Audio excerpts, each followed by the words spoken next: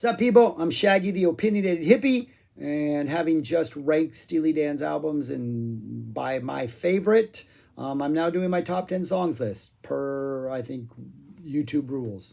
I think it's in my contract. I don't have a contract, but if I had one, it'd be in there. Yeah, I'm just going to go through them quickly. The 10 that I listen to all of them. These I would say are my favorite. At the end, I would literally put the list up on the screen so you can see it if you're a visual learner. But that's it. Nothing surprising on here. I think this is I don't think there's anything that's too crazy. I think these are all kind of predictable, but they're all friggin' fantastic songs, and I somehow have never got tired of listening to them over the years. So here we go. Number 10, Black Cow. I mean, within 2 seconds, I'm hooked on this every time it comes up. Just that boom, boom. I'm done. I'm in. We haven't even got to the lyrics, which are absolutely fantastic. We haven't absolutely got to the best use of the phrase black cow ever. It's just a phenomenal song. Great lyrics. Somewhat mysterious, but they're about something, right? There's a story there that you can actually decode. Yeah, just really that kind of that Boz Scaggs, what Boz Scaggs was doing in Silk Degrees, but they've sort of even refined it a little more, made it just a little more funkier, a little more of a to it. Just a beautiful, beautiful song. Yeah, the opening track to Asia. Number 9, Pretzel Logic. Just that awesome slow build, the title track off Pretzel Logic, obviously. Just that awesome sort of slow build that it kind of has, kind of eases into the scene. Boom, boom, boom, boom, boom, boom, boom, boom, boom. Then it kind of builds at one point. Really cool lyrics. Again, weird, just kind of weird, a little off kilter lyrics, like not nonsensical, not like weird surrealistic stuff. Just there's a story being told here about somebody, not really sure what story he's telling, but yeah, it's a really cool story, I guess, or it's about a person who wants to do a bunch of things. He never met Napoleon. Which is a sad fact. I never met Napoleon either. But anyways, yeah. Again, what do you say about Steely Dan lyrics? They're just so perfectly. Are they esoteric? Are they nonsense? Are they random? Are they? I don't know. They're just these perfect little stories or these little references or these. I don't know. Perfect. But Pretzel Logic. It's the music in this. It's that sort of organ build up or whatever that dun dun dun dun. Just a great little groove that they lay down. Fantastic song. Another absolutely fantastic song, number 8, Babylon Sisters. Doom, doom, doom, boom, boom. The keyboard comes in. You feel like you're driving west. You feel like you're driving west into LA towards the Pacific Ocean. You feel like you're just driving into that sunset. It feels like driving down like an empty highway in LA, which I know doesn't happen very often anymore. Back in the day, you could actually do that. Those Santa Ana winds, here they come again, which is weird because it's not a good thing. But in the song, it feels like a good thing. The Santa Ana winds are warm and unpleasant, people, if you've ever been to California. But yeah, one of their best. I mean, they're so good at laying down sultry grooves. This is such a great sultry groove. Babylon Sisters, shake it. I mean, just those background singers come in. Everything about this song, just so much groove in it, so much of a vibe, so much of a feel. Yeah, great opener to Gaucho. My Old School, just like a straight up piano driven kind of rock number. Fantastic guitar playing. Again, weird lyrics about his time at his old school. There were some things happening that probably shouldn't have been happening. It sounds like some people got in trouble with the law at one point. Don't know what's happening down in Mexico or Guadalajara. But yeah, just an all around interesting song. Again, weird, interesting lyrics by Steely Dan. My favorite part is after every chorus, there's this little like horn bit that plays, and I think it plays once. Again, I don't think I have this backwards, but it plays once after the first verse and then the guitar comes in, plays second, 2 times after the second verse and then the guitar comes in, then it plays 4 times after that final verse. And just the way they kind of just add that little thing in there, just the little fine touches, so good. And the guitar playing, kind of that 2-part guitar solo in the middle, absolutely fantastic. That's number 7. Number 6 is Dr. Wu off Katie Lied. Great cover by the Minutemen. The Minutemen cover this. It's a fantastic cover. Yeah, Dr. Wu, drug dealer, maybe the drug itself. This guy definitely needs them. Katie's trying to mess things up.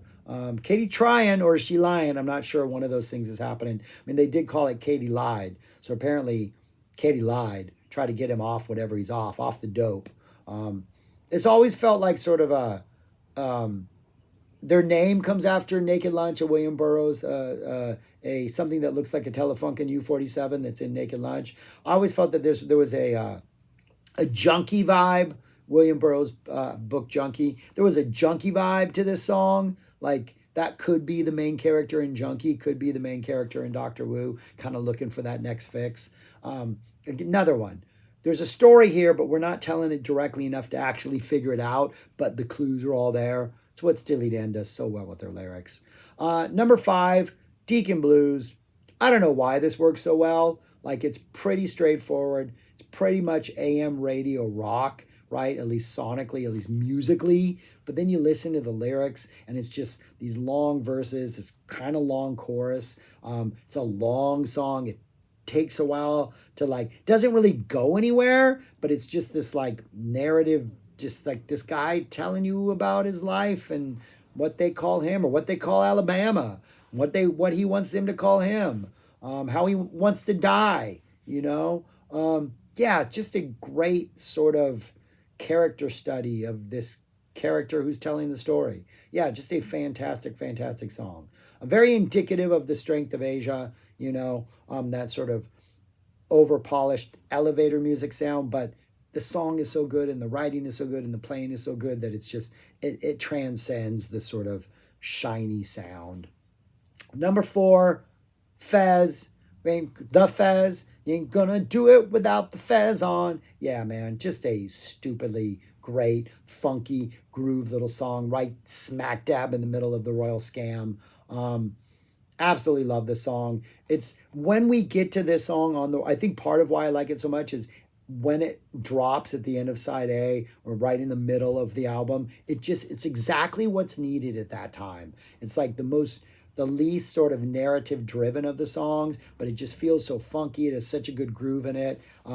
Gets me every time. Every time I hear the Fez, it just absolutely gets me.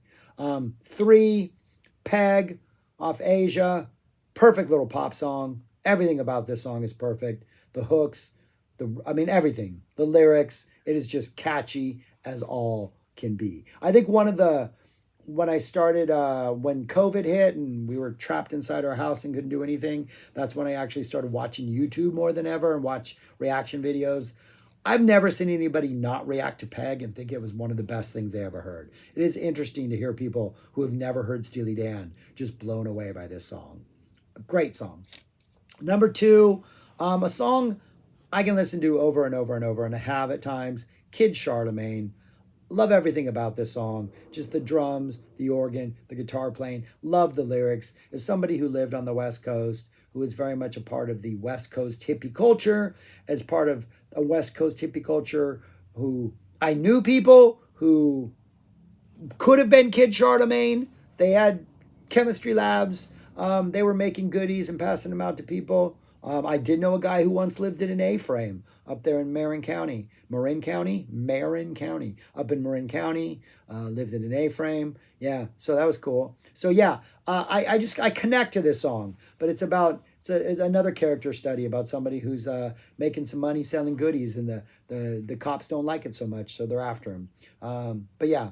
But every A-frame has his number on the wall. So anyways, number 2, Kid Charlemagne. It's been a long day. I'm a little like wired. And number 1, Showbiz Kids. That opening riff. Bow, bow, bow, bum, bum, bum, bum, bum. And then we drop into that groove, that guitar playing, that solo, these lyrics, the lost wages. Just great. The whole thing about the Steely Dan t-shirts. So many great little moments. The playing is so fantastic. The energy is so fantastic. Absolutely love that song. I could listen to Showbiz Kids forever and ever and never get tired of it.